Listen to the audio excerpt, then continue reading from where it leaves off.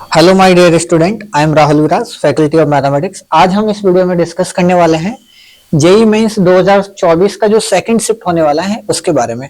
अभी तक अपना जेई मेंस का जो फर्स्ट शिफ्ट है वो हो गया है। इसमें काफी बच्चों को अच्छा गया है, काफी नहीं भी गया है।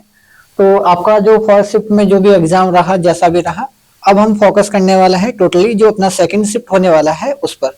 तो हम सेकंड शिफ्ट में अपना जेई मेंस को और अच्छा कैसे करें, इसके लिए हम इस वीडियो में कुछ आपको पॉइंट बता रहे हैं। आप उन पॉइंट को फोकस ध्यान से सुनकर आप उनको यूज करके आपका जो सेकंड जेई मेंस का जो सेकंड शिफ्ट में पेपर होने वाला है उसमें आप अपना स्कोर अच्छे से और इम्प्रूव कर सकते हैं। सबसे पहले तो हमें ये देखना है कि आपने पहला जेई मेंस का पेपर दिया है, तो आपको इतना तो आइडिया हो गया है कि जेई मेंस का पेपर का लेवल ज्यादा नहीं आता है, नॉर्मल लेवल ही आता है। जो भी आपने पढ़ा होगा क्लासरूम में उसके आसपास ही रहता है, या मेनली आप देखा जाए तो क्लासरूम के जो टीचर के नोट्स है और एनसीईआरटी, इन दोनों को मर्ज किया जाए तो वो उतना ही, अगर आप बहुत अच्छे से कर लेंगे तो आपका जेई मेंस अच्छा जाएगा, राइट। तो आप अगर कोटा में पढ़ते हैं या जहां पे भी पढ़ते हैं, तो आपने जो भी टीचर ने आपको पढ़ाया है, मैथ्स, फिजिक्स, केमिस्ट्री, जितना भी कंटेंट पढ़ाया है, तो सबसे पहला पॉइंट तो आपको ये ध्यान रखना है कि आपको जो भी सर ने क्लासरूम में पढ़ाया है वो सारे नोट्स को रिवाइज करना है। तो सबसे पहले आपको जो भी नोट्स हैं उस पर फोकस करना है। इन नोट्स को अच्छे से एक बार वापस सारे चैप्टर के नोट्स को रिवाइज करना है। उसमें आपको एक एक प्रॉब्लम पता होनी चाहिए, राइट। सेकंड पे आपको अभी वैसे तो टाइम ठीक ठाक है अपने पास, फिर भी इतना भी टाइम नहीं है कि हम बहुत ज्यादा हर एक एक चैप्टर में बहुत अच्छे खासे सवालों की प्रैक्टिस करें। तो हमें क्या करना पड़ेगा, हमें ये डिसाइड करना पड़ेगा कि जो जितना टाइम है उस टाइम पीरियड में हम ज्यादा से ज्यादा कितना कंटेंट कवर कर सकते हैं, और वो वाला कंटेंट करना है जहां से जेई मेंस के टाइप की प्रॉब्लम हो। मतलब कि ऐसा भी नहीं करना है कि हमने जे एडवांस की प्रैक्टिस कर रहे हैं, लाइक जे एडवांस के सवाल कर रहे हैं जे मेंस के एग्जाम के लिए, या फिर अलग अलग बुक्स को हम टारगेट कर रहे हैं, इस बुक से कुछ कर दिया, उस बुक से कर दिया। तो इतना सब नहीं करना है।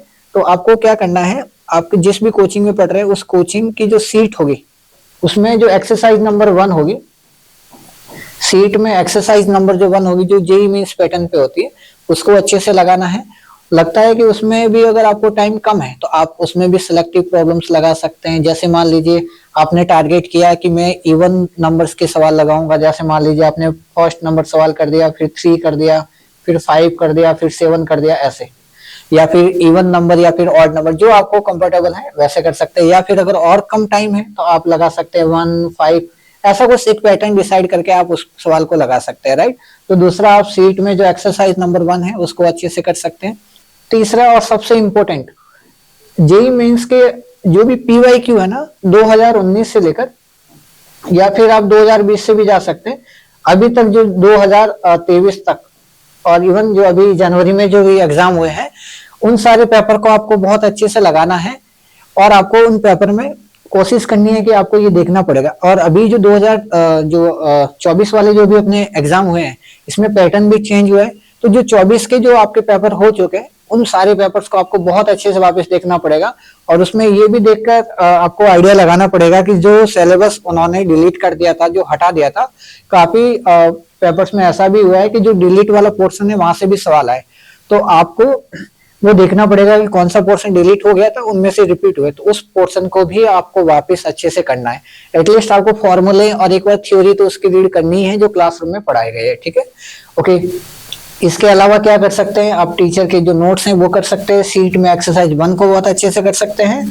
फिर आप पीवाईक्यू जेई मेंस के 2019 से 23 तक, और ये जो जनवरी वाला अपना जो रहा उसको बहुत अच्छे से करना है। 4th नंबर पे आपको टेस्ट देने की प्रैक्टिस भी डालनी पड़ेगी, क्योंकि अभी जेई मेंस जो आपने पेपर दिया होगा तो आपके पेपर में काफी ऐसी, या तो आपका टाइम बैलेंस नहीं हुआ होगा, या सिली मिस्टेक हो गई होगी, ऑप्शन को भरने में गड़बड़ हो गई होगी। तो इस टाइप की प्रॉब्लम ना हो, इस टाइप की गलतियां ना करे, इसके लिए आपको मॉक टेस्ट भी देना पड़ेगा, राइट। आपको मॉक टेस्ट के देने की प्रैक्टिस करनी पड़ेगी, ताकि आपकी जो सवाल आ रहे हैं, जो पेपर आ रहा है, तो आपसे एटलीस्ट छूटे नहीं, या कोई गड़बड़ ना हो, राइट। और 5वां काम ये कर सकते हैं आप कि जो भी चैप्टर आपने पढ़ा है, मान लीजिए आपने किसी भी कोई भी टॉपिक कवर किया, तो उस टॉपिक में आपको जितने भी फॉर्मूला है वो फॉर्मूले को बहुत अच्छे से आपको किसी जगह लिखना है। लिखकर उनको अच्छे से याद करना है। ठीक है, तो आप इस तरीके से कुछ और अपने हिसाब से भी कुछ और पॉइंट बना सकते हैं जो लगते हैं कि इन पॉइंट्स को यूज करके मैं अपना सेकंड जेईई मेन से वो अच्छे से दे सकता हूँ। तो ये कुछ पॉइंट है जिनको आप ध्यान में रखकर आप प्रिपरेशन कर सकते हैं जेईई मेन सेकंड के लिए। तो मुझे ऐसा लगता है कि ये अगर आप इतना कर लेते हैं तो जो जेईई मेंस का जो सेकंड शिफ्ट है वो आपके लिए अच्छा जाएगा। तो इस वीडियो को लंबा ना करते हैं, यहीं इसको खत्म करते हैं, फिर हम मिलते हैं अगले वीडियो में कुछ इंफॉर्मेटिव वीडियो के साथ। तब तक के लिए बाय।